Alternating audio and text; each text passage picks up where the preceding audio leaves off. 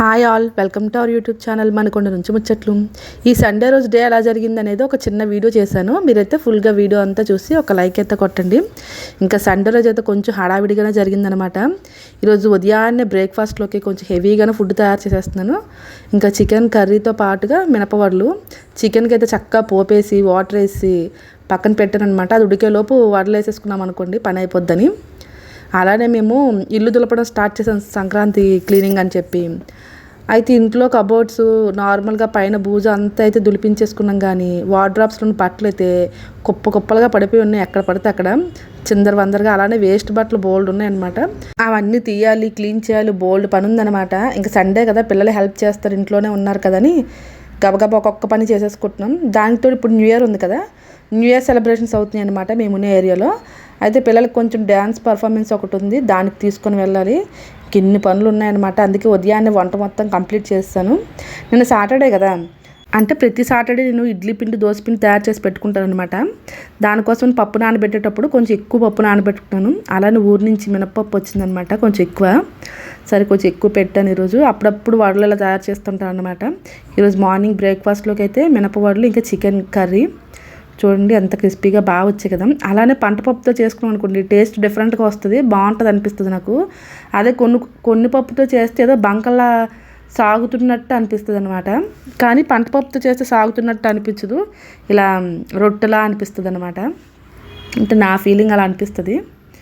కొండి చికెన్ అయితే కొంచెం గ్రేవీ ఎక్కువగానే ఉంచాను, ఎందుకంటే వడలు ముంచుకొని తినడానికి అవుతుంది కదా, అందుకనేసి పిల్లలిద్దరికైతే ఇలా పెట్టేసాను ఫస్ట్. ఇంకా సండే కదా, వాళ్ళు కూడా లేట్గా రెడీ అవుతారనమాట. 10 అవుతుంది టైము. ఇప్పుడు లేచి బ్రేక్ఫాస్ట్ చేస్తున్నారు, ఫ్రెష్ అయ్యి వచ్చి. ఇంకా బ్రేక్ఫాస్ట్ అయిపోయిన తర్వాత బట్టల పని పట్టామన్నమాట. ఇవన్నీ చూడండి ఎలా పీకేసి పడేసాము. ఇప్పుడు గుళ్ళకి వెళ్ళినప్పుడు, ఇప్పుడు అరుణాచలం అవన్నీ వెళ్ళాం కదా, దానికి ముందు నవరాత్రి పూజలు చేసినప్పుడు చీరలు కట్టాను కదా, ఆ కట్టినవన్నీ ఉతకడం, అలా తోసేయడం అనమాట. చూడండి చిందరవందర అయిపోయింది. అలానే ఈ సంవత్సరం ఫంక్షన్కి వెళ్ళినప్పుడు ఆలీలు పెట్టిన చీరలు అవి అన్నీ ఉంటాయి కదా, అవన్నీ అలా పడితే అలా తోస్తాను.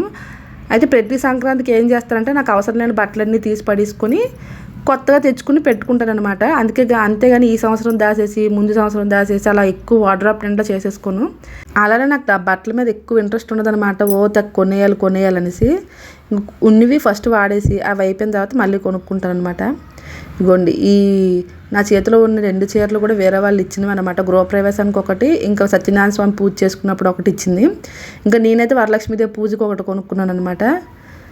ఈ కాటన్ చీర అయితే నేనే కొనుక్కున్నాను. కాటన్ చీర నాకు ఎల్లో కలర్ బాగా నచ్చి కొనుక్కున్నాను. ఇది కూడా ఒకరు గృహప్రవేశం చేసేటప్పుడు నాకు చీర పెట్టారనమాట. ఈ ఇయర్ వచ్చిన చీరలు ఇవన్నీ కూడాను. ఆల్రెడీ అక్కడ 4 చీరలు వేసాను కదా, ఇది 5th చీర. ఇయర్ అయితే చాలా చీరలు ఉన్నాయన్నమాట. ఈ చీరలన్నీ నేను కుట్టించుకోను, నాకు నచ్చినవి కుట్టించుకుంటాను, నచ్చలేనివి మా అమ్మకి ఇచ్చేస్తాను, లేదంటే అలా ఎవరికైనా పెట్టేస్తాను అనమాట ఉంచుకొని. ఇంకా ఆ ఎల్లో కలర్ నాకు నచ్చి తీసుకున్నాను. ఇది పర్స్ అనమాట. పర్స్ కొని బాక్స్ ఎక్కడైతే పెట్టాము చూడండి, అన్నీ ఒక దాంట్లో తోసేస్తాం అనమాట. అంతే, ఒక్కసారిగా నాకు డిస్టర్బ్ అయింది అనుకోండి, సర్దుదాంలే అని తోసి అలా చేసేస్తాం అనమాట. చీరలు అయితే మాత్రం అవి పురాణ వస్తు శాఖలోనే ఉంటాయి. మంచి చీరలన్నీ మా అమ్మాళ్ళ ఇంట్లో వదిలేస్తానమాట, ఎందుకంటే అక్కడే ఎక్కువ ఫంక్షన్స్ గట్ట అవుతాయి కదా. ఇక్కడైతే నా పెళ్ళివి. ఇగోండి ఈ చీర కూడా వేరే వాళ్ళు పెట్టిందే, వరలక్ష్మీదేవి పూజకి వెళ్తే ఒకళ్ళు ఇచ్చారనమాట, ఎల్లో అండ్ బ్లూ కాంబినేషన్లో. ఈ చీర అయితే నేను కొనుక్కున్నాను, కంచిపట్టు చీర 10,000 పెట్టి కొనుక్కొని 1 year అవుతుంది, కానీ దాని బ్లౌజు కుట్టించలేదు, ఏం కుట్టిలేదనమాట. షమ్మీకి లంగావోని కుట్టిద్దామా అని చూస్తున్నాను, అందుకని అలా వదిలేసాను పక్కన, ఏం అర్థం కాక. ఇదైతే నేను కొనుక్కున్న చీర. ఇది మా పెద్ద పాప బారసాలకు కొన్న మగ్గం వర్క్ శారీ అనమాట. ఇదేమో మా అన్నయ్య వాళ్ళ పెళ్ళికి వాళ్ళు పెట్టారు శారీ. ఇది నా పల్లి చీర. ఇవన్నీ నాకు గుర్తుగా ఉంటాయని నా దగ్గర ఉంచుకుంటాను అనమాట. ఇగోండి ఇది నాకు మా అమ్మ వాళ్ళ పెళ్ళికి కొన్ని చీర, పట్టు చీర మీద మొత్తం మగ్గం వర్క్ వచ్చిందనమాట. అప్పట్లోనే 9,000 పెట్టి కొన్నారు చీర 2010లో. అది కూడా ప్లెయిన్ పట్టు చీర అనమాట.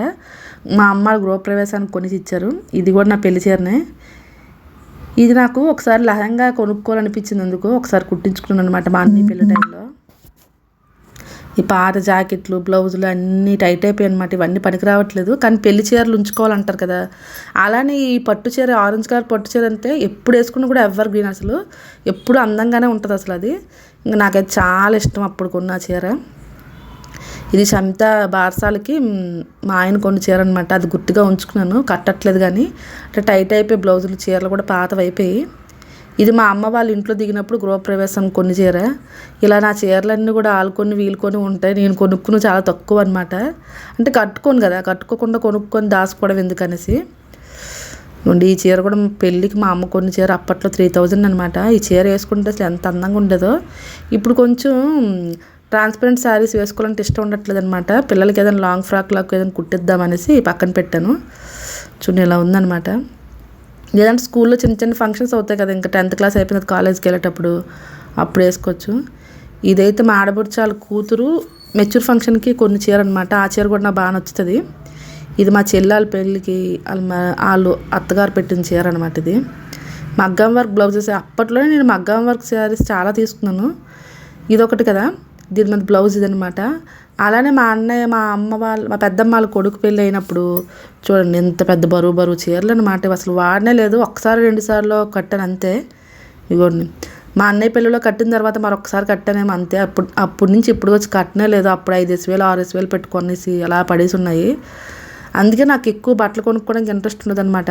అంటే కొంతమంది ఇంట్రెస్ట్గా తయారవుతారు బట్టలు ఎక్కువ ఉంటే. నాకైతే మాత్రం కొత్త చీరలు వేసుకొని తయారయ్యి హడావిడి చేయాలంటే అస్సలు ఇష్టం ఉండదన్నమాట. ఇదైతే మా చెల్లి పెళ్ళికి నేను కొనుక్కున్న చీర. ఇవ్వండి అప్పుడైతే మంచి ముగ్గురు కలిపి ఒకటే కాంబోలో ఈ కలర్ కాంబినేషన్లో కొనుక్కున్నాం అనమాట. నేను పిల్లలు మా ఆయన నలుగురు. ఇది మా అక్క వాళ్ళ పాప మెచ్యూర్ ఫంక్షన్కి ఇచ్చారు. ఒక్కసారి కూడా కట్టుకోలేదు. ఆ పిల్ల మెచ్యూర్ అయ్యి 4 years అవుతుంది. అలా దాచారనమాట బీరువాలోని. ఇలానే నా బీరువాలోని ప్రతి చీరకి ఏదో ఒక స్టోరీ ఉంటుంది అనమాట. వాడిన తక్కువ స్టోరీలు ఎక్కువ అన్నట్టు ఉంటుంది. ఈ సింపుల్గా ఉన్న చీరలు అయితే మాత్రం నేనే కొనుక్కుంటాను అనమాట. ఎప్పుడైనా గుళ్ళకి వెళ్ళేటప్పుడు చిన్న చిన్న పూజలకు వేసుకోవడం తేలిగ్గా మెత్తగా ఉంటాయి అనేసి. అలానే నాకు ఎవరైనా చీరలు పెట్టారనుకోండి, దాన్ని నేను చాలా జాగ్రత్తగా దాచుకుంటాను అనమాట. ఆ సందర్భంలో అలా పెట్టారని గుర్తుగా ఉంచుకుంటాను. అంతేగాని అది బాగాలేదు ఇది బాగాలేదు అని వంకలు పెట్టడం, ఆ చీరలకు పెద్ద స్టోరీలు చెప్పేయడం, ఇంకా ఆ చీరను అందరికీ చూపించుకొని బాగాలేదు అనడం వల్ల ఏం ప్రయోజనం ఉండదు అనమాట. ఎవరి టేస్ట్ని బట్టి, ఎవరి స్తోమతను బట్టి, ఎవరి ప్రేమను బట్టి వాళ్ళు కొంటారు. అంటే మీరు కూడా అంతే కదా, మీరు పెట్టేటప్పుడు వాళ్ళు కూడా అదే ఇష్యూ చేస్తారు కదా. నేనైతే అలా మార్చేసుకోవడం, వాళ్ళు ఇచ్చిన చీరలు బిల్లులు అడిగి మార్చేసుకోవడం, మళ్ళీ వాటిని అందరికీ చెప్పి బాగాలేదు అలా ఏం చేయరనమాట. ప్రతి సందర్భంలో ఎవరు పెట్టిన చీరలైనా సరే నేను జాగ్రత్తగా ఉంచుకుంటాను. అంటే సిచ్యువేషన్కి గుర్తుగా దాచుకుంటాను అనమాట. అలా నేను కొనుక్కున్నవి అయితే మాత్రం ఒక 2-3 సార్లు వాడేసి నాకు పడేయడం, ఎవరికైనా ఇచ్చేయడమైనా చేస్తాను. కానీ ఎవరైనా పెట్టిన చీరలు మాత్రం అస్సలు నేను ఎవరికి ఇవ్వను అనమాట. అది 100 రూపాయల చీర అయినా కాటన్ చీర అయినా సరే జాగ్రత్తగా దాచుకుంటాను. అది నాకు అలా అనిపిస్తుంది. మీరేమంటారు అనేది కామెంట్ చేయండి. మధ్యలో ఏదో మచ్చలా ఉంది ఏటా అని భయపడ్డాను, కానీ ఏం కాదు, మరకే అనమాట. అది చీరలు లాంటివి అయితే మా అమ్మాళ్ళ ఇంట్లో వదిలేస్తారనమాట. ఎందుకంటే ఎక్కువ ఫంక్షన్లు పూజలు ఏమైనా గ్రాండ్గా అయ్యేవన్నీ ఊర్లోనే అవుతాయి. ఇక్కడైతే ఏం అవ్వవన్నమాట. ఇక్కడి నుంచి మళ్ళీ మోసుకెళ్ళడం, ఇక్కడ కట్టేది లేదు చేసేది లేదు. అక్కడ ఉంటే మా అమ్మ మడత పెట్టని దాస్తుంది కదా, సో అందుకని అక్కడ వదిలేస్తాను. ఇది పోచంపల్లి ప్యూర్ హ్యాండ్లూమ్ శారీ అనమాట. 2000 పెట్టుకున్నాను. హ్యాండ్లూమ్ శారీస్ ఎక్కువ కాస్టే ఉంటాయి, అవి కట్టుకున్న వాళ్ళకి తెలుస్తుంది అనమాట. ఇది కూడా చూడండి, నేను ఇది మొన్న తీసుకున్నాను కదా నచ్చింది అనేసి, అరుణాచలం వెళ్ళేటప్పుడు వేసుకున్నాను కదా, ఇంక ఇదొకటి కొత్తగా వార్డ్రోబ్లో పెట్టుకున్నాను. చూడాలి దీన్ని ఎన్నిసార్లు కడతాను. ఆ వైట్ సైడ్ అయితే ఒక 3 సార్లు కట్టాను అంతే. కరోనాకు ముందే కొన్నాను. కానీ ఇవ్వండి ఇవన్నీ కొనుక్కొని కుట్టుకున్నాను, కానీ పిచ్చి పిచ్చిగా వేసుకోవడం మాత్రం ఏమీ లేదనమాట. అంటే ఫ్యాషన్ డిజైనింగ్ క్లాసులు చదివేటప్పుడు వాళ్ళు రకరకాల బ్లౌజులు చెప్తే అవన్నీ ఇంటికాడికి వచ్చి ప్రయోగం చేయడానికి ఎక్కువ చీరలు కొనేదాన్ని, కుట్టేదాన్ని కూడాను. అందులో నాకు నచ్చిన కొన్ని ఉంచుకొని మిగతావి అలాగా అయిపోయాయి అనమాట. ఇవ్వండి బెల్ట్, ఇది బెల్ట్ కుట్టాను, ఏదేదో చేశాను అనమాట దానికి.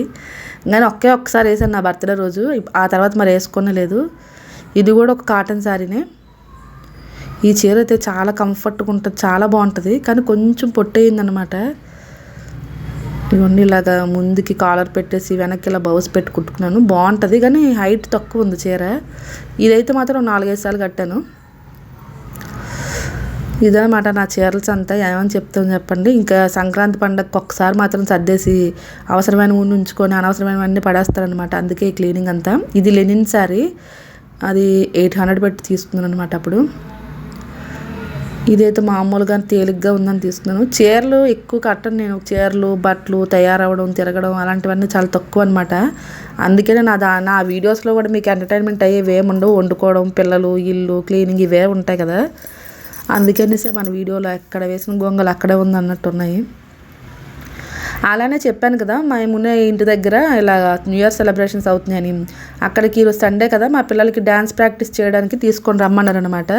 ఇంక ఇంట్లో పని చేసుకొని ఉదయం నుండి చికెన్ కర్రీతో రైస్ పెట్టేసి తినేసి ఇంటికైతే ఇలా ఇంటి దగ్గర నుంచి అయితే ఇలా బయలుదేరాం. అక్కడ డ్యాన్స్ ఎక్కడైతే ప్రాక్టీస్ చేపిస్తున్నారో అక్కడికి వెళ్తున్నాం అనమాట. అంటే మా పార్క్ పక్కన గల్లీలోనే అవుతుంది. ఇగోండి వీళ్ళిద్దరూ నేర్పిస్తున్నారు అనమాట. మాకు ఇప్పుడు అవుతున్న ఈవెంట్లో వీళ్ళిద్దరూ చాలా యాక్టివ్గా ఉంటారనమాట. పిల్లలకి గేమ్స్ ఆడిపించడానికైనా డ్యాన్స్ వేయించడానికైనా చాలా యాక్టివ్గా చేస్తారు. అలానే పక్కన కూర్చున్నారు కదా ఒక అక్క, ఆమె కూడా. అంటే అందరూ ఒక దగ్గరికి గ్యాదర్ అవ్వరు కదా, వాళ్ళకి ఫోన్లు చేసి రమ్మని చెప్పి వాళ్ళ దగ్గర మనీ కలెక్ట్ చేసి ఈవెంట్ అంతా బాగా చేయాలంటే ఎవరో ఒకరు ముందుంటే కానీ కాదు కదా. అయితే ముందున్న వాళ్ళు ముగ్గురు అనుకుంటాను, నాకు తెలిసి వీళ్ళే అనిపిస్తుంది ఎక్కువ. అంటే ప్రతి విషయంలో ఫోన్ చేసి పిలవడం అంటే వెనకలు నాకు పిలుస్తుంది. వీళ్ళైతే పిల్లలకి యాక్టివిటీ చేయడం అన్నీ చేపిస్తారనమాట. మన చిన్నపిల్లలకి ఇది ప్రాక్టీస్, మా పిల్లలు ప్రాక్టీస్ అయిపోయింది కదా. ఇది పెద్దోళ్ళ డ్యాన్స్లో ఒక చిన్న పార్ట్ అంట. అంటే పిల్లలకి స్టెప్స్ రావు కదా కొంచెం, అందుకని ఇలా నీట్గా నేర్పించేస్తున్నారు. అలానే కొన్ని గేమ్స్ అయితే ఈరోజే పెట్టారనమాట. ఎందుకంటే మన 31st రోజు స్కూల్ ఉంటుంది కదా, పిల్లలు స్కూల్కి వెళ్ళి వచ్చి మళ్ళీ ఆడాలంటే టైర్డ్ అయిపోతారు కదా. సండే అయితే ఆడేసుకుంటే అయిపోద్ది కదా. కొన్ని గేమ్స్ అని సింపుల్గా ఇలా పెట్టారనమాట. కప్స్ గేమ్ ఇది. అంటే ఇవి టీ కప్స్ ఉంటాయి కదా, వాటిని స్ట్రాతో ఇలా లిఫ్ట్ చేసి ఒకదానిపైన ఒకటి వేయాలన్నమాట. ఎవరు ఎక్కువ వేస్తే వాళ్ళకి విన్ అయినట్టు. చూడండి ఇలా అయితే పెట్టారనమాట. పిల్లలు కొంచెం పెద్దవాళ్ళందరికీ ఒక బ్యాచ్, మీడియంగా ఉన్న వాళ్ళందరికీ ఒక బ్యాచ్, చిన్నగా ఉన్న వాళ్ళకి ఒక బ్యాచ్ అన్నట్టు 3 బ్యాచెస్ పెట్టి గిఫ్ట్స్ ఇస్తున్నారు. అయినా విన్ అయినా అవ్వకపోయినా ప్రతి ఒక్కరికి గిఫ్ట్ ఇస్తారు, కానీ ఊరికే ఎంటర్టైన్ చేయడానికి అనమాట. పిల్లలకి న్యూ ఇయర్ కదా కొంచెం సెలబ్రేషన్స్లో అయితే బాగుంటుంది అనేసి ఇంక సండే రోజే స్టార్ట్ చేశారనమాట సెలబ్రేషన్స్. చూడండి కప్స్ గేమ్ అయిపోయింది కదా. అలానే కచ్చిఫ్ గేమ్ ఒకటి ఆడిపించారు. దాని తర్వాత కప్స్లోని ఇలాగా థర్మాకోల్ బాల్స్ వేసి టిష్యూతో లిఫ్ట్ చేసి పక్కనున్న గ్లాసులో వేయాలన్నమాట. ఇలా ఎవరైతే ఎక్కువ వేస్తారో వాళ్ళకి కూడా గిఫ్ట్ అనమాట. అంటే గిఫ్ట్ అందరికి ఇస్తారు కానీ ఉత్తిరే అలాగనమాట, ఫస్ట్ సెకండ్ అని చెప్తున్నారు కానీ పిల్లలందరికీ సేమ్ ఒకటే గిఫ్ట్ ఇస్తున్నారు, అందరికీ ఒకటేలాగా ఉంటుంది అనమాట. అలానే ఇక్కడ ఉన్న వాళ్ళందరూ కూడా వాచ్మ్యాన్ పిల్లలు, ఆ పిల్లలు ఈ పిల్లలని ఏం చూడరు, అందరి పిల్లల్ని పార్టిసిపేట్ చేయడానికి అంటే వాళ్ళు కూడా ఎంకరేజ్ చేస్తారనమాట. పిల్లల్లో వేరియేషన్ చూపిరు అలా అనేటట్టు. ఇంకా ఇయర్ అయితే న్యూ ఇయర్ సెలబ్రేషన్స్ కోసం ఒక 2 days ముందే ఇలా అవుతుందనమాట. అలానే న్యూ ఇయర్ రోజు ఎలా జరిగింది అనేది ఒక వీడియో పెడతాను. ప్రస్తుతానికైతే జస్ట్ సండే రోజు అయిన మా డే వ్లాగ్లోనైతే అయిన గేమ్స్, ప్రాక్టీసు, మా ఇల్లు క్లీనింగ్ అంతా ఇలా చూపించాను. మీ అందరికీ ఈ వీడియో నచ్చిందని అనుకుంటున్నాను. ఒకవేళ నచ్చితే మాత్రం ప్లీజ్ లైక్ చేయండి, సబ్స్క్రైబ్ చేయండి, కామెంట్ కూడా రాయండి. Thanks for watching. Bye bye.